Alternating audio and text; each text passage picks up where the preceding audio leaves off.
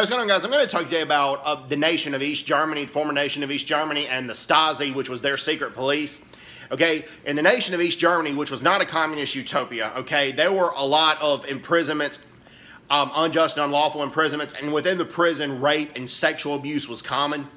Talk about the Stasi first. The Stasi consisted of, some sources say 91,000 agents, but the New York Times reports that the Stasi consisted of 102,000 agents.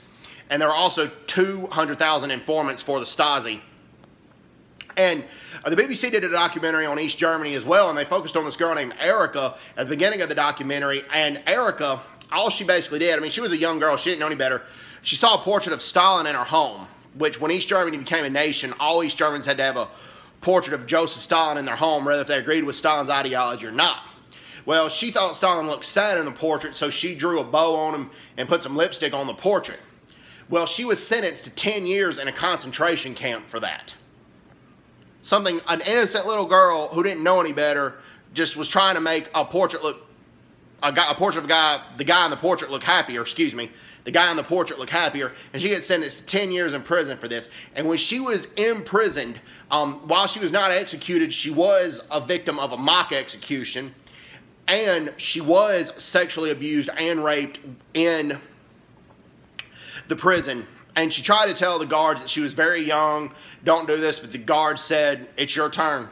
Sorry, we're going to do this to you. So the guards were that brutal to her, and she was actually imprisoned and tortured in an ex-Nazi concentration camp. The concentration camps that were in East Germany usually did not close. They stayed open, and the East German government imprisoned people, as well. They imprisoned them for different reasons than the Nazis did, but they still imprisoned them, okay? And then Simon Wiesenthal, who lives in Austria, he is a Nazi hunter, meaning he tries to find Nazi war criminals that are in hiding and bring them to justice. Well, Simon Wiesenthal said, he told the New York Times that the Stasi was worse than the Gestapo. The Gestapo was Hitler's secret police because the Gestapo had 40,000 people patrolling or policing a nation of 80 million. Nazi Germany had 80 million people. Well, East Germany had 17 million people, and they had 102,000 agents. So that amounts to about one agent for 66 citizens.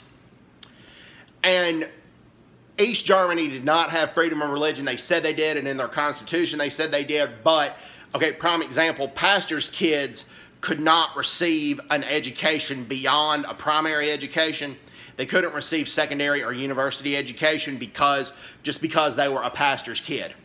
And Catholics and Protestants were routinely pulled off the street or pulled out of church and jailed on bogus charges. Also, the small Catholic community in East Germany was mostly Protestant, but the small Catholic community there, the main diocese was in West Germany, but the East German Catholics were cut off from the diocese, and the East German nor the Soviet government did not allow the Catholics in East Germany to make contact with the diocese in West Germany, the main diocese in West Germany.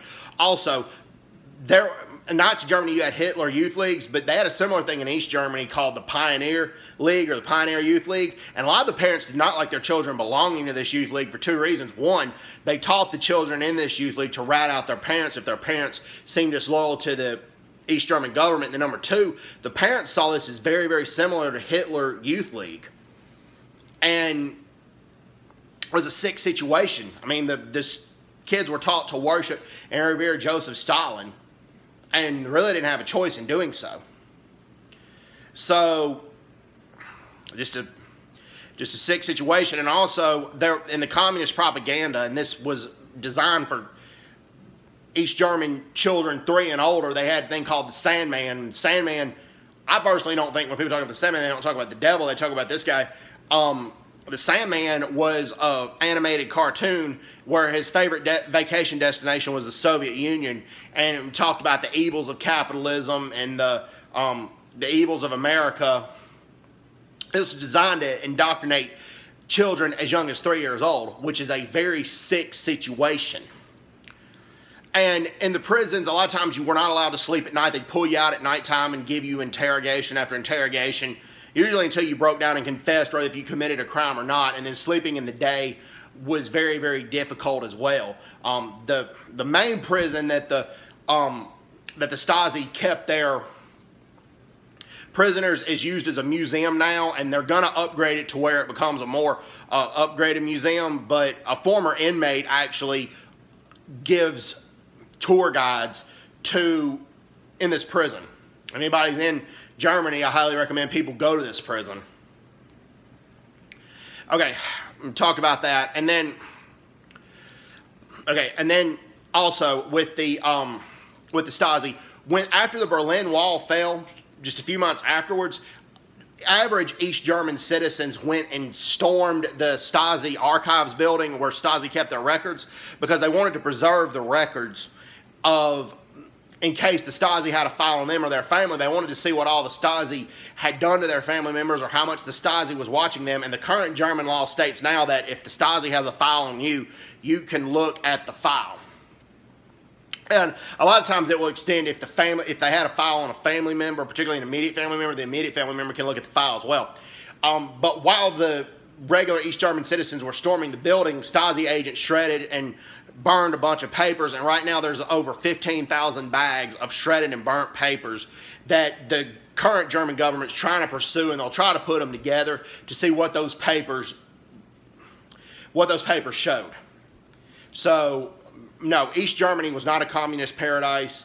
The statistic is misleading, where as early as 2009, where 57% of East Germans currently want to go back to the past East German system. Here's what it's not counting into, okay? One, that doesn't count the people who fled from East Germany to West Germany during, between 1945 and 1989, which is quite a bit. That also doesn't count the people that were executed for trying to flee to West Germany, which happened often. Erich Honecker, who was the premier of East Germany, he gave his top military advisors shoot if they are caught crossing into West Germany, to shoot them. It was a shoot to kill order. And then number three, that doesn't count the people who moved after the Berlin Wall collapsed, that moved permanently from East Germany to West Germany to secure better economic opportunities, because it's going to take a while to get East Germany developed and on par with West Germany, because East Germany lagged so far behind the West Germany in economic achievement. So that statistic is extremely misleading. So I normally focus on the Asia situation, but I'm starting to research the East Germany situation and the Stasi, with what all the Stasi did to its regular citizens, and so far so good, and I'm going to make further videos on this. So anyways, hope everybody's doing well. Take care. God bless them. Bye-bye. Bye-bye.